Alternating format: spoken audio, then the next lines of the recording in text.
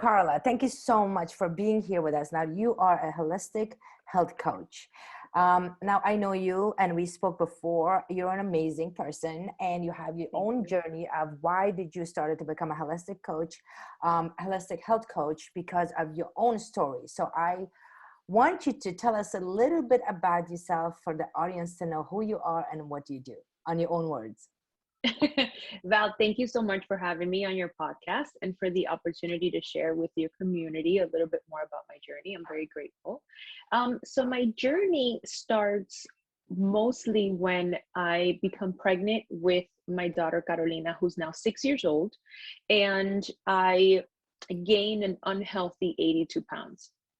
Now, just to give you a little bit of background about myself, which I think will help the audience understand where my journey, how and why my journey has led me to where I am now and helping so many different people, is I grew up in a Latin culture. Both of my parents are Puerto Rican. I was raised between Puerto Rico and Miami, just very submerged in the Latin culture, where women are expected to look a certain way, but not necessarily taught the importance of a healthy diet, why foods affect your body the way that they do, why eating certain foods will not necessarily agree with you, or in turn could, transpire into diseases, diabetes, high blood pressure, etc.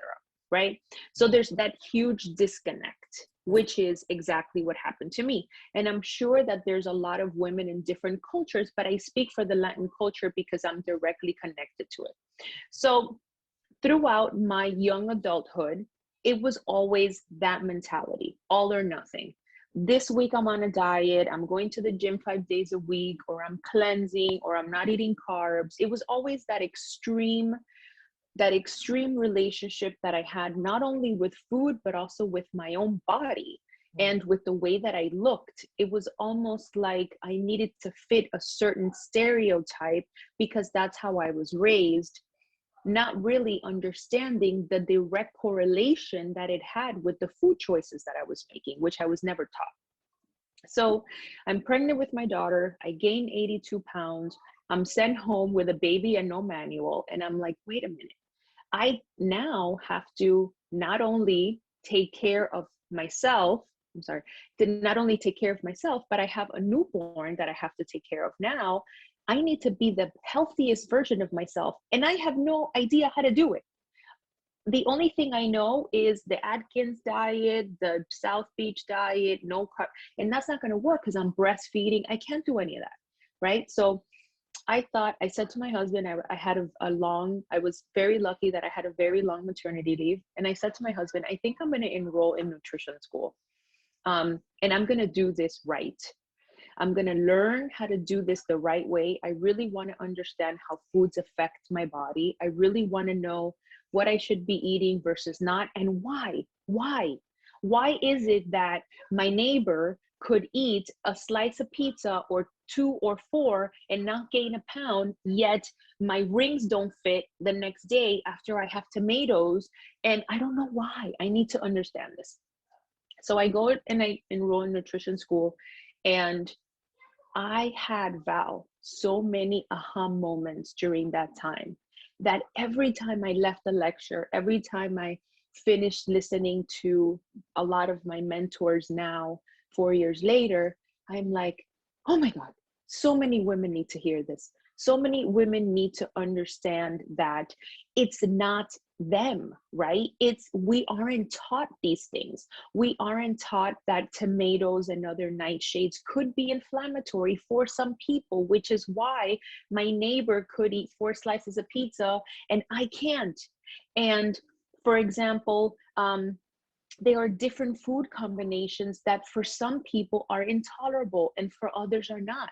And also, the emotional connection that we have with food, right? So we have a horrible day at work and we come home and we reach for the pint of ice cream, not understanding that those 2 or 3 or however long it takes you to eat the ice cream, it's going to be pleasurable and amazing, but then the blood sugar spikes are going to make you feel terrible. The bloating because of the intolerance in some people to lactose is going to be worse. So there is that switch that turned on for me. And I thought, I need to communicate this to women.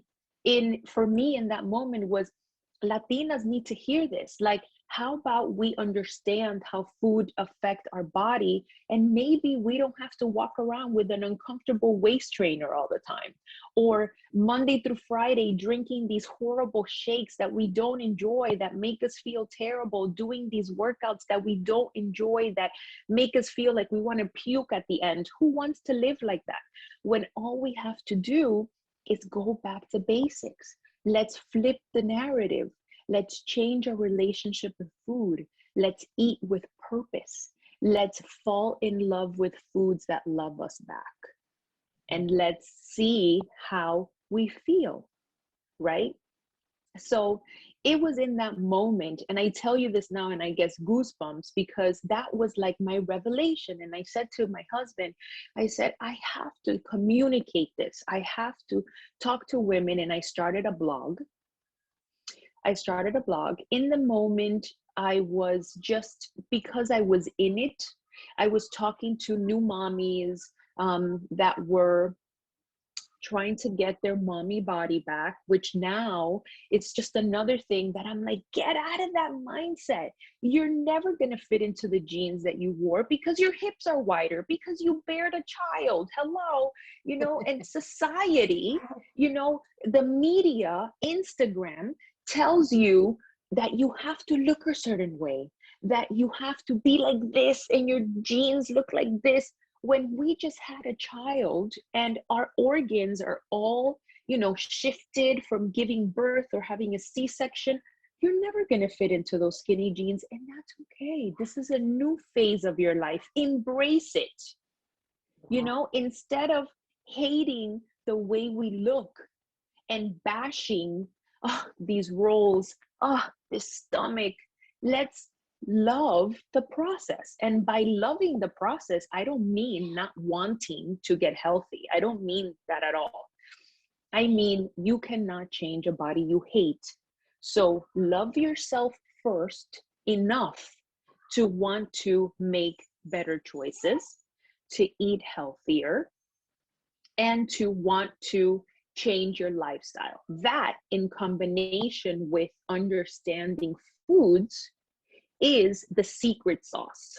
And that's what I wanted to share with the world, share with anyone who would listen to me about. I was that girl that I would go to family functions and people would say, how are you doing? And I'm like, oh, pull a chair. I'm going to tell you how I'm doing.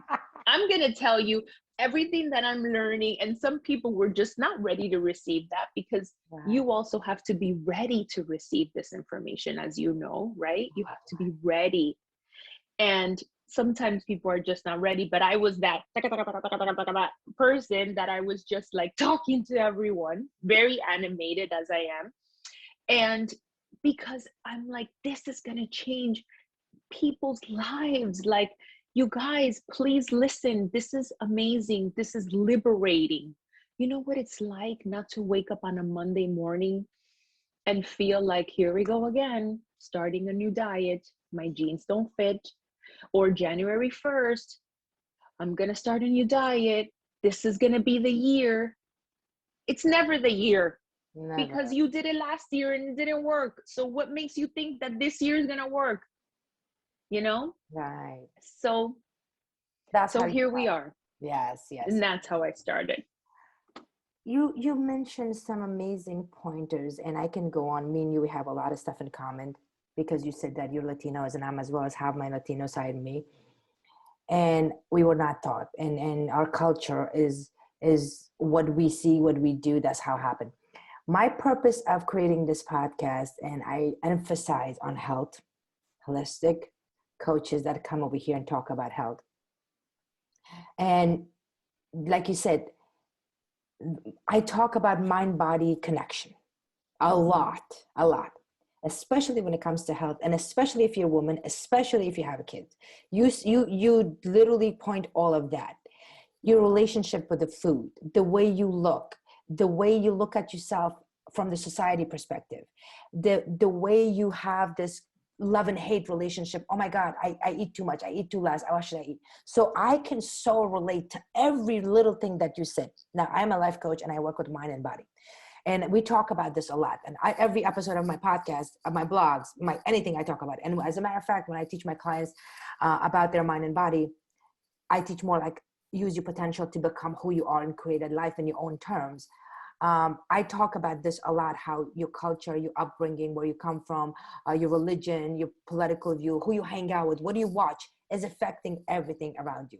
And I myself went through this because I was focusing on my career, but like last thing you know, I don't know nothing about nutrition. I'm eating what I know.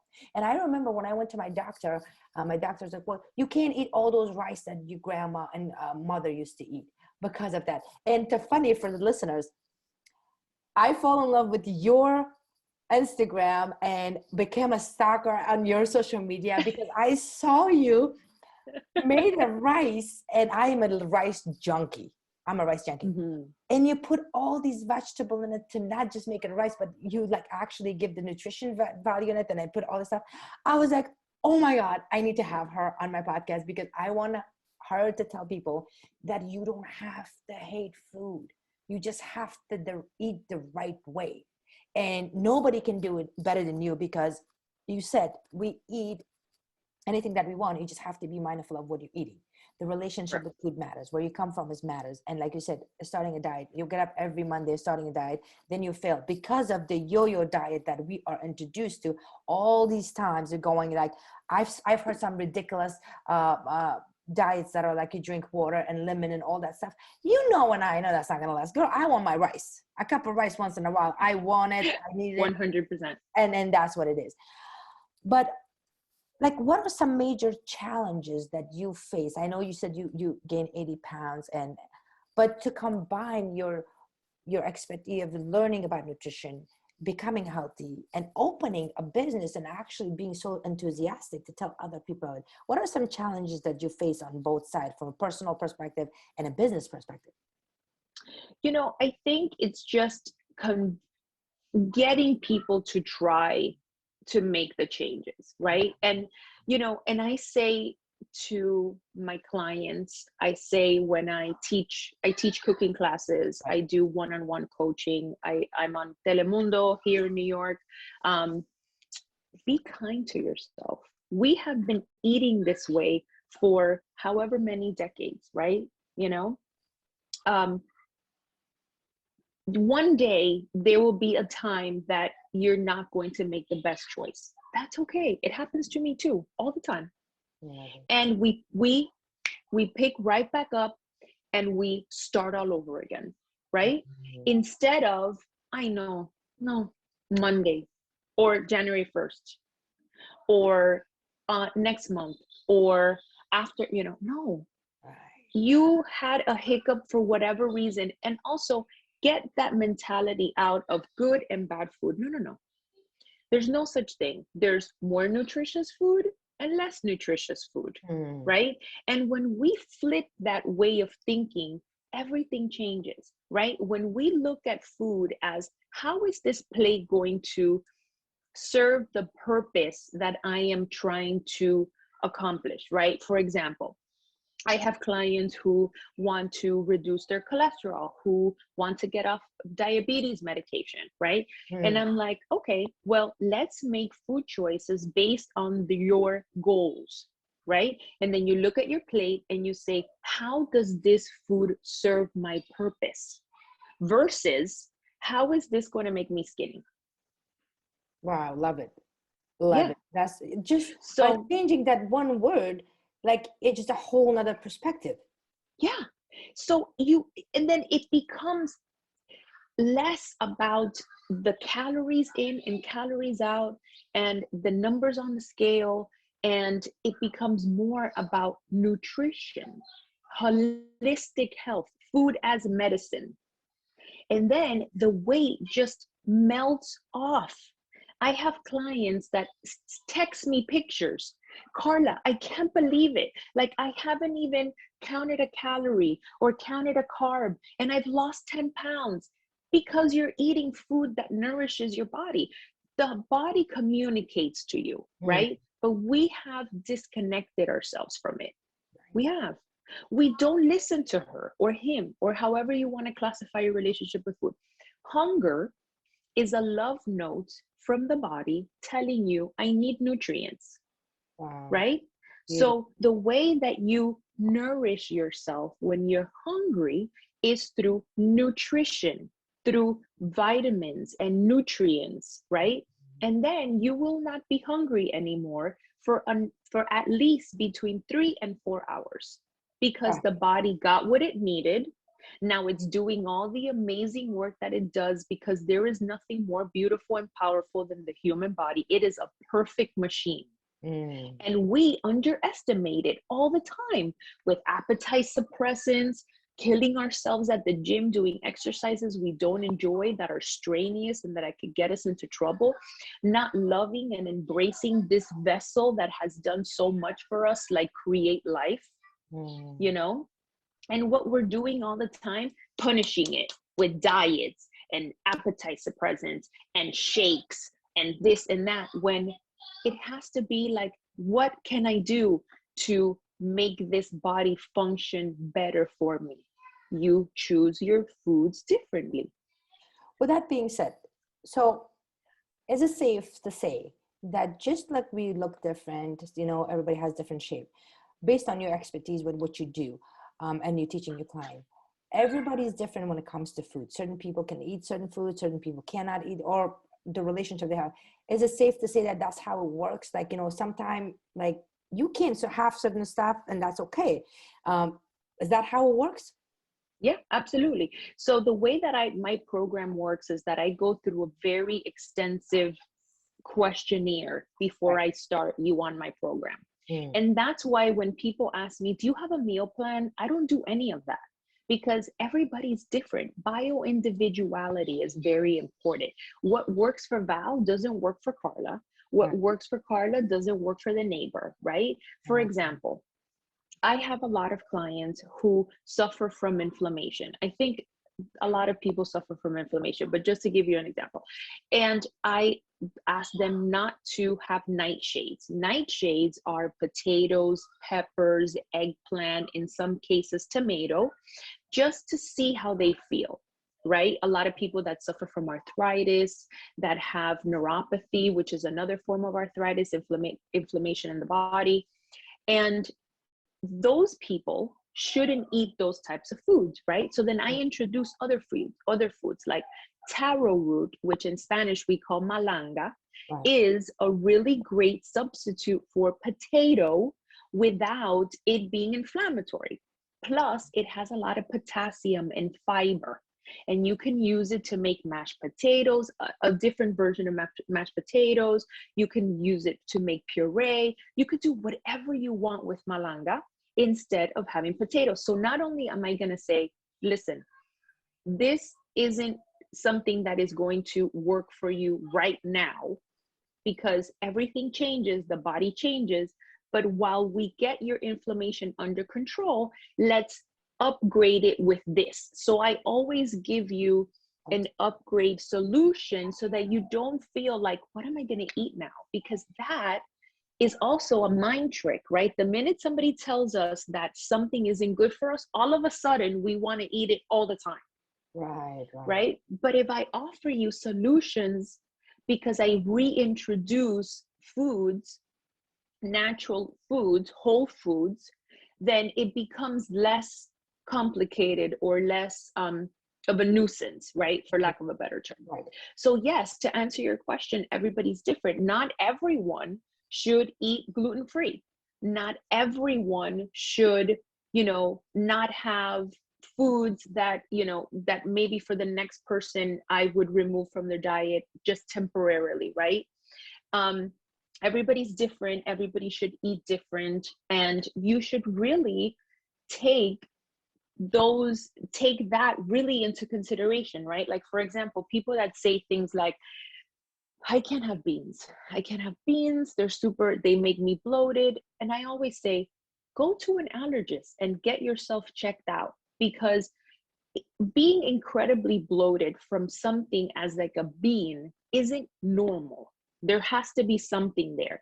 But we have normalized super bad bloating, right? We've normalized this. We've normalized incredibly painful cramps and menstrual cycles, which we can talk about next. Those things are not supposed to happen. Yes, some foods don't agree with every single person, but not to the extreme that we can't tolerate them. And if that's the case, I highly encourage that people get themselves tested. There's a million centers all over the country. We cannot play the guessing game with our bodies, because then it could translate into things that are a little bit more problematic down the line. Because the reason I ask you this question, one of my friends literally recently, you couldn't come out in a better place than now, because me and you were scheduled that we're going to do this. And a week ago, one of my friends' husband ended up in an emergency room. He was running, and all of a sudden he felt uneasy. He went to urgent care, and then after that they sent him to hospital, and the doctor said that he had his artery clogged, literally. Oh, okay. Now, here's the thing, Karla. The reason I brought this up to you and why it's so important for people to understand that, not, like you said, not every diet is a standard for everybody. This kid is extremely health freak. Like, he's a vegetarian. He runs, he exercises, he does all this stuff. And here's what the doctor said. He just started the diet that you eat meat. What's the name of the diet? Keto? Keto. There we go. Thank you. I couldn't think of it. Keto diet.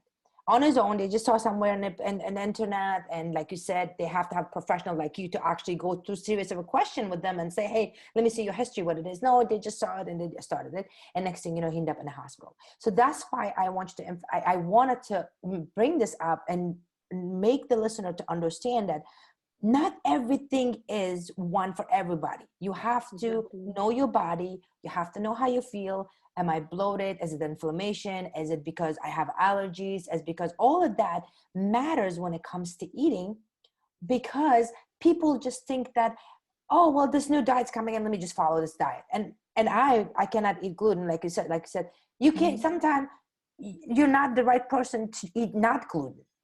And that's where you come in and you educate them and say, hey, the way you're looking at food is really wrong. And that's the relationship we have. Food is bad.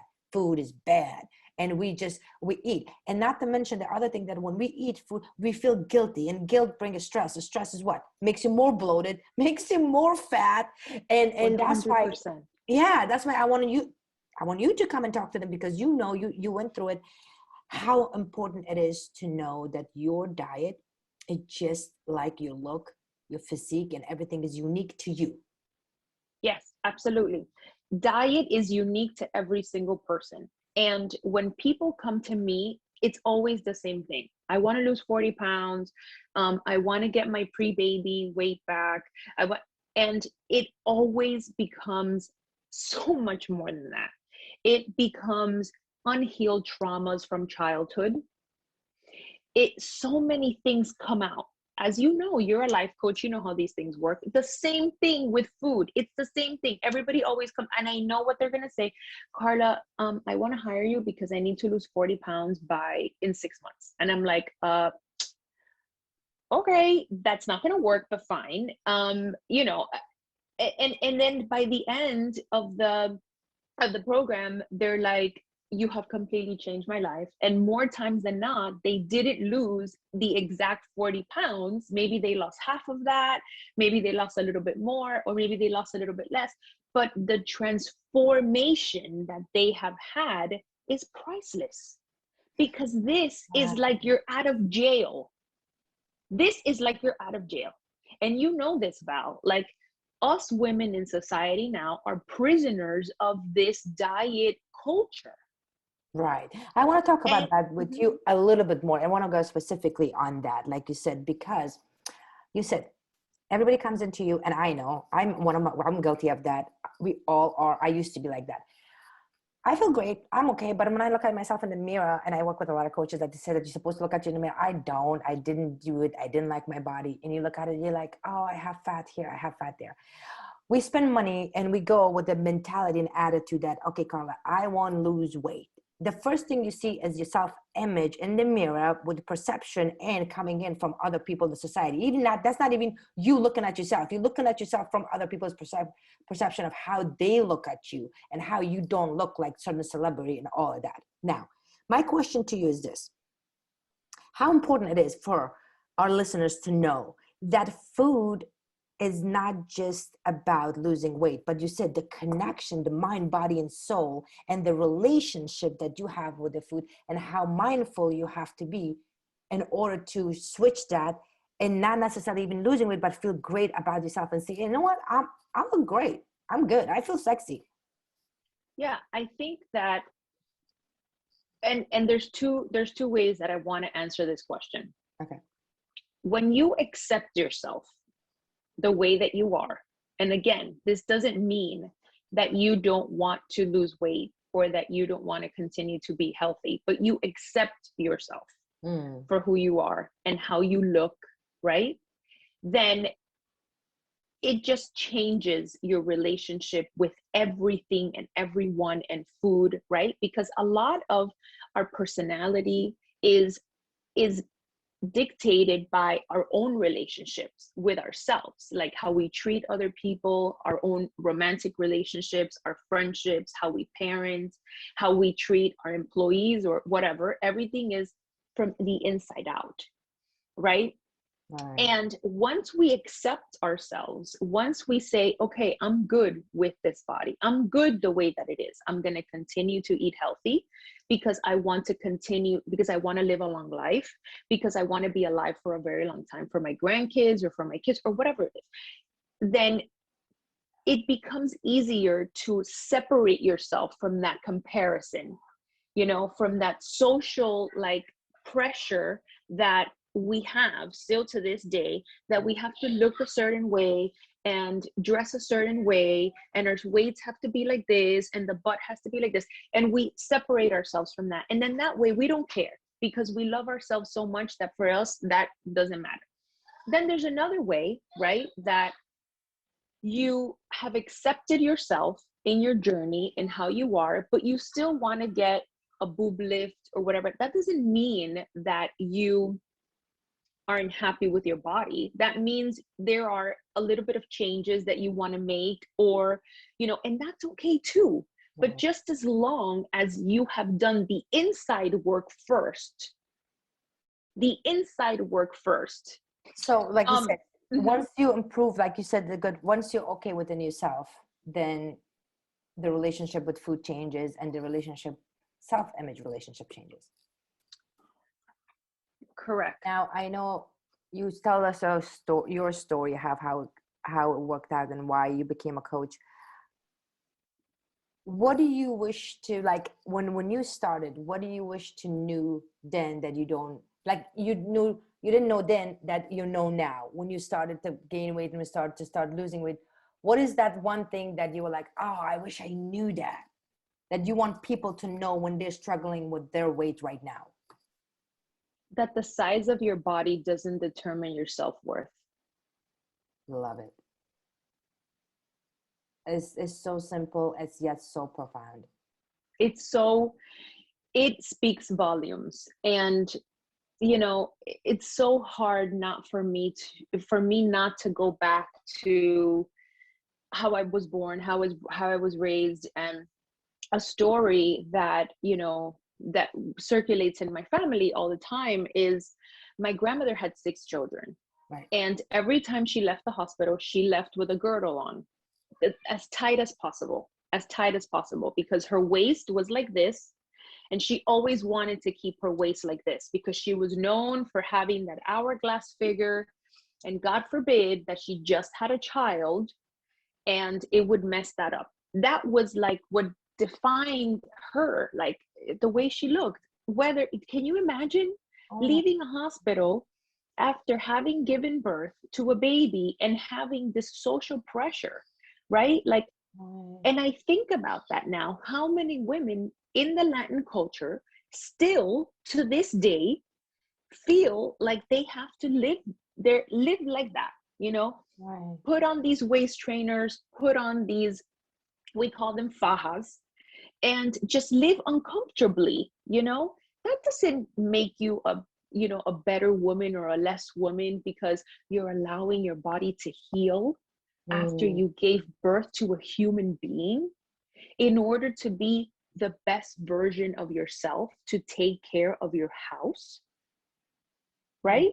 And that's another thing that I think is very important for us to highlight here. It's not just about food, it's about self-care. Right, right, right. Right? Us Latina women wear so many hats, as I know other women in other cultures do as well, but I speak for the Latin community because I'm directly linked to it.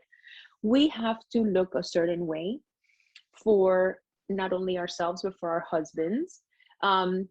We have to have the house clean. We have to have dinner on the table. Then we have to clean the house and we have to mop the floor. Then we have to get the kids in the bath. Then we have to get them in. All of those things. By the time we're done, we're exhausted. Then we have to make sure we don't gain weight, make sure our waists are like this, and make sure that our makeup and that our nails, and where is the time for ourselves? And don't tell me when we go to Target or when we go to the supermarket, because that is not self-care. Sorry. Yeah. You know, we need to prioritize not only eating healthy, not only learning how foods affect us in a positive way so we can shift our relationship with food, but also prioritizing the importance of making ourselves a priority, because not only is it going to be beneficial for us, it's beneficial for everybody around us. So, you know, I'm an advocate for that because I teach that and I'm emphasize on that so much. I call it a me time.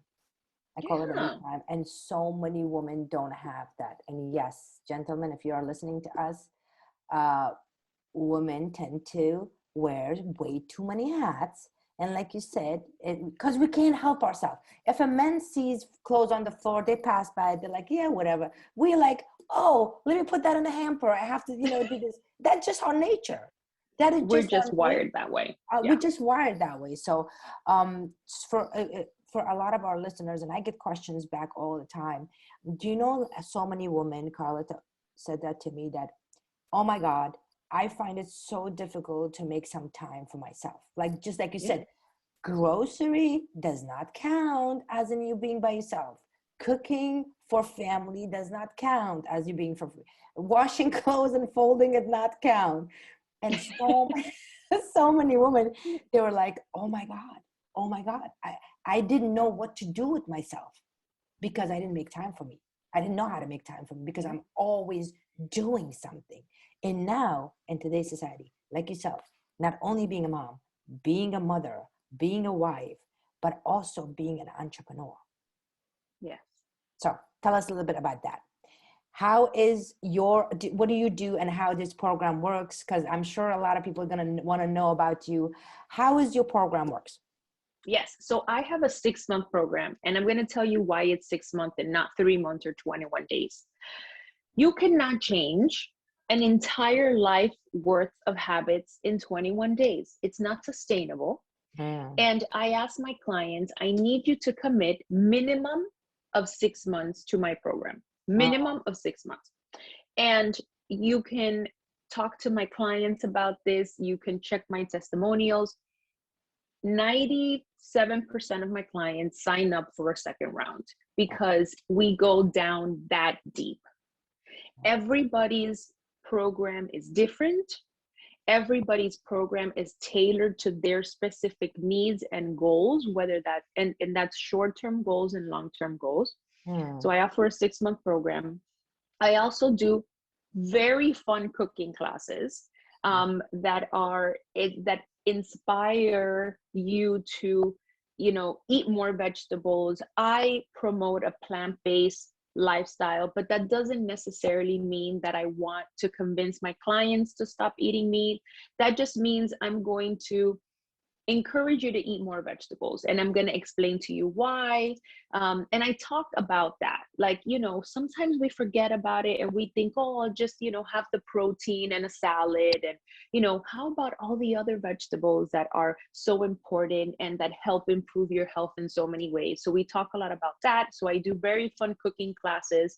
And then I do, well, pre-COVID, I did a lot of events where it was, you know, half a health coaching session and then half more of like a network interacting thing where we would talk about nutrition and health. So I wear many hats in this community. I'm writing a cookbook that will be out at the end of the year. It's a bilingual plant-based cookbook based on traditional Latinx recipes.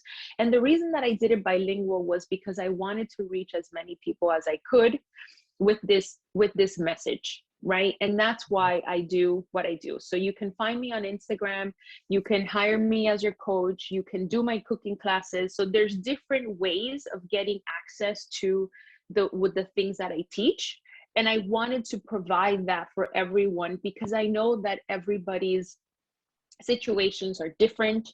I know that maybe some people can commit to 6 months, but at least they could take my cooking class, right? Or at least they can buy my book. So it's different ways of getting access to that. And, you know, I have so many more plans for the future, so many different things that I want to do.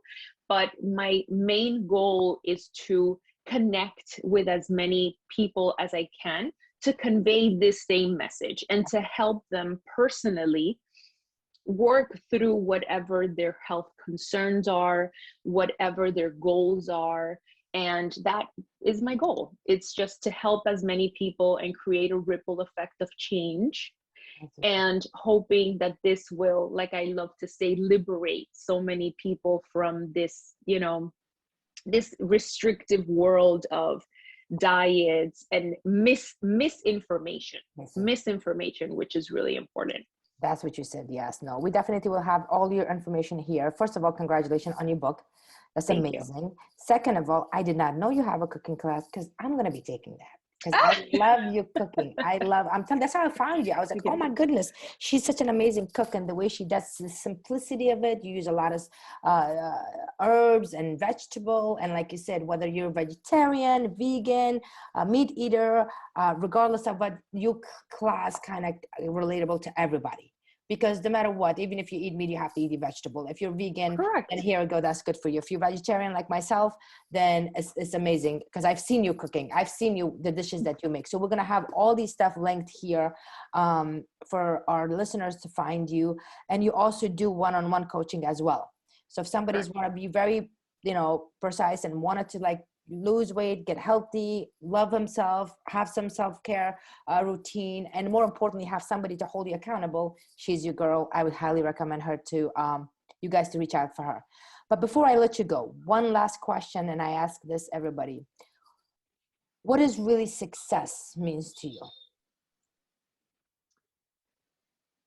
Success means doing something that is rewarding enough that you see yourself doing it for the rest of your life. That for me is success. And I get emotional talking about this because this is the thing that fills my soul. And I know that you can see it if when you talk to me, helping people, seeing people's reactions when they see results, when they try something they've never tried before and it works, and they feel good, and they get off medication, and they ride a bike for the first time in years because their arthritis was so bad that they couldn't pedal the bike. That is success for me. Helping others thrive in their journeys and inspiring people to get healthy one meal at a time. I have reached success if I'm able to help one person feel better about themselves. And that's what success is to me. Oh, that's so beautiful. That's so beautiful because as I asked this question, and me and you, we share a lot of similarity. And I know the other entrepreneur that I bring in this program, And I tell you, each and every one of us have the same idea of success. Like you said, to see people tap into their own potential and realize how much goodness you have within yourself, that you can use that for your benefit to become healthy, to become successful, whatever success means to you, whether you want to build a great relationship, have a kids, get divorced, whatever it is, but tapping in your own potential. Karla, thank you so much for being here with us. This was amazing information that you give. And like I said, I'm a fan of yours, so I definitely will check out your classes, cooking classes. But for the listeners, if you guys are dieting, and if your diet is yo-yo, if you're counting calories and you're getting sick of it, and if you're starving yourself to look good and lose weight, or if you simply don't feel good, or even if you have a chronic illness that's thinking that if it's an allergic reaction, or the doctor just simply told you that you have this, I highly recommend you guys to see her, because she's amazing. You look great. She is in your voice, it's in your face and everything, that how amazing you are. So I highly recommend everybody to come and see you. Thank you so much, Val. I appreciate the opportunity, and I look forward to connecting more in the future with you. Thank you so much for having me. It's been an amazing conversation. Pleasure is all mine. Thank you so much.